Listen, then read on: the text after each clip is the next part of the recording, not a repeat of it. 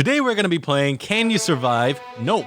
Have you seen it? Nope. Wait, what? You've seen it. Was that movie called Nope? That was the title? You didn't know what the title of the movie was? I thought that was just a meme. Jordan Peele likes to use simple titles for his movies. Huh. That's his next movie. Huh. Alright, so we're surviving that movie. But I already know the plot. Yeah, so the rules are simple. You can do anything as long as you roll for it. So even if you know the right answer, it might not happen the way it goes. Also, since you know the plot, it'd be kind of cool to see what you would have done differently or what you would have done the same as we go through the story. Dude, what I love about this movie is that the protagonists are not stupid. Like, they're not idiots who'll just choose to split up and go separate ways into the dark areas of the corner. Okay, so spoilers ahead. Oh, right. Yeah. You live in a horse ranch in the prairies and you witnessed your dad die from a coin that fell from the sky. Why are you always killing our dad? Parents in movies are there to signify when a situation gets serious. By dying. Your father left you in tremendous debt and you're working hard to stay afloat. If my deceased parents have debt, like, I can choose just not to inherit it. Isn't that like the law? The way that this story was is like the business had a lot of debt and they wanted to continue the business. Oh, they didn't sell it. Yeah, I would yeah. have just sold the ranch. I also understand because, you know, there's so much history and Memories. involved with that ranch that you don't want to sell it, even if it doesn't make any money. You just want to It's keep making going. negative money. It's taking money. This is too real. Now, one night, your horse runs away from your ranch and you have to go after it. Please be lost. Please be lost. I have insurance on that horse. I have insurance on that horse. I don't think the main protagonist is that kind of a person. He cares more about the horse. But you're not dealing with the main protagonist. You're dealing with me. As you go after it, or I guess in your case, as you kind of sort of jog towards it. Make sure I'm in the camera. Yeah. To show the insurance company that I am desperately trying to get the horse, but I failed to do so. Tragically. You see a strange entity just whiffing by in the sky. Whoosh, whoosh. What is that? Then you also notice the lights going in and out in the distance. What do you do? I got myself on the camera already. I'm not staying there. I run back. Which is the smart choice. And this is, again, the protagonist also goes back home without the horse. Because every other movie is like, I wonder what that is. Let me open this door where the serial killer is. Clearly explosive, but let's poke it with a stick. This main protagonist. Nope. The word of the wise. Maybe that's why it was called Nope, the movie.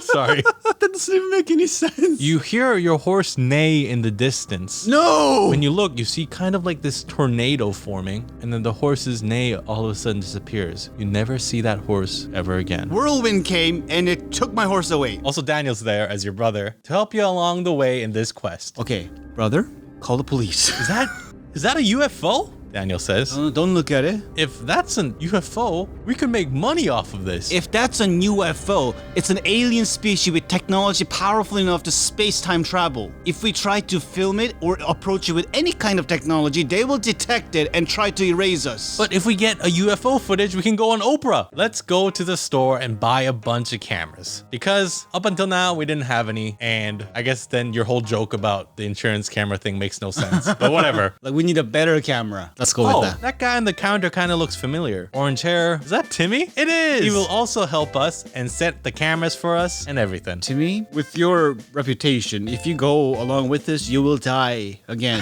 Hold on. We're already in debt and we're buying a bunch of expensive cameras It's an investment. to film a UFO film, Yeah. which nobody will believe. He sets up all the cameras in our house and notices something peculiar. He points at a cloud. You see that? It's a cloud. No, the cloud. Look. Look how all the other cloud is moving. But that cloud over there just remains exactly in the same spot. It's called atmospheric difference. Like, there's a layer of different atmosphere, and some layers can have wind current while other layers don't. It's not that impossible. Okay, then never mind. All right, goodbye, Timmy. Go home for once in the entirety of this channel. Live, Timmy. Live. With all these surveillance cameras set up, you try to capture images of the UFO that seems to be appearing more and more as you notice it. But whenever it gets close, all the electrical equipment shuts down and you just can't get a really good footage of it. Also, you realize a horse statue with a rainbow flag has gone missing out of nowhere. Oh, I didn't get insurance for that. Now, what would you have concluded at this point? This alien thing, it's not EMP because it didn't bust the electronics completely. So it consumes electricity like how we consume oxygen. And that's probably why it lives in the clouds.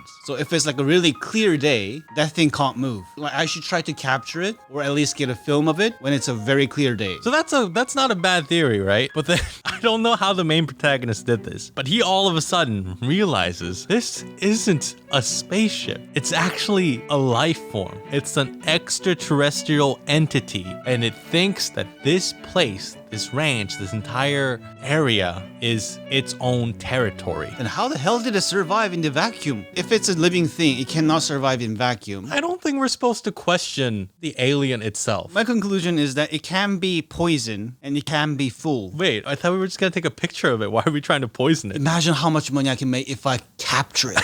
It's gonna be dead though. An actual proof then. You start to worry that this thing's just consuming horses and would consume people too if it wanted to. You go to a festival nearby, but when you arrive, no one is there. Everyone is missing, but the theme park was still running as if everyone just vanished.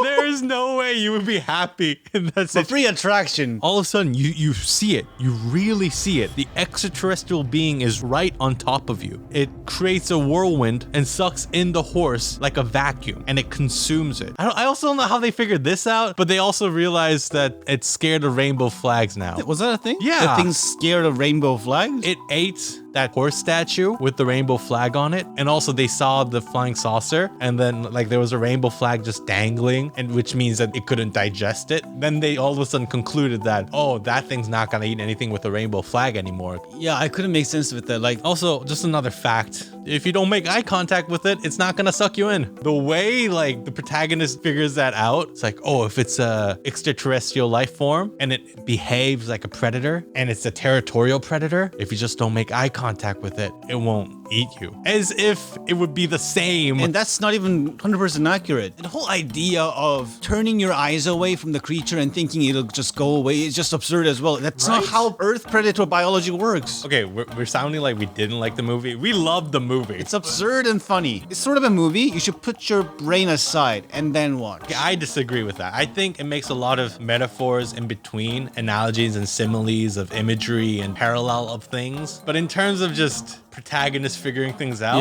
it's very Like, so there's not much just random. structure to it. I think it's just like layers of traps make you overanalyze. And I ate it up so good. I love this so much. Which was perfect for me. Okay, so what do you do with this UFO now? Do you just like leave it alone? Do you lure it out? Do you let it be? Do you capture it? Leave. See, I would have done that too. Say nope. Also, I should have done more dice rolls, but you can roll for the leaving. No, I'm fine without the dice. You got a 1. I'm not even.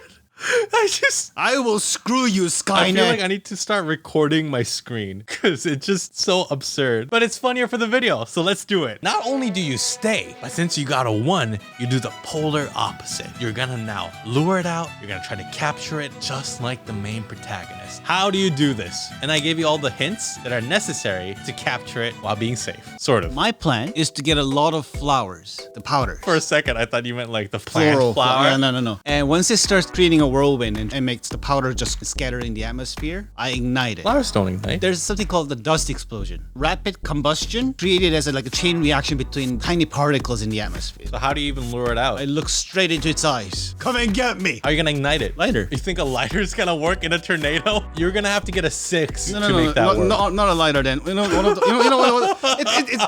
was a carnival, there was a festival, probably there's like a fireworks, right? Okay, yeah. I'm probably gonna use that then. All right, fine. Now you just have to roll 4 higher. Hey, you got a 5. I don't believe you. I don't believe. Let me see. You can look. Thank you, Skynet. The dice is always fair. I disagree. So somehow your little fire thing works, and this creature is damaged from the inside. And this extraterrestrial creature from a saucer shape turns into creature. I have no clue how we're gonna explain this. The animator is gonna have to look up the creature. It looks like a really giant butterfly made of white sheets with a bunch of holes in it. Believe it or not, that's a surprisingly accurate description. It shrieks and it dies, but it just floats in the sky. No, my money! Is the electronics Yeah, working yeah, now? yeah. Okay, film it. Everyone film it. Okay, okay. Cops are not even here. Oh, speaking of cops, you hear the siren in the distance. No, go away. You did nothing to contribute. Do you realize what I have done? I literally created an artificial dust explosion just to capture that thing. Just like in the movie, after the being is killed, out of nowhere, dozens and dozens of people and cops show Why? up and fade to black. The end. That's how the movie ends. Please go watch it. Go away, everyone. I will create another dust explosion just to keep the creature. Oh, okay. We're gonna have to end the recording. Elias is going berserk. I'm going to keep this thing. It's mine. Bye, everyone. Do you see these birds?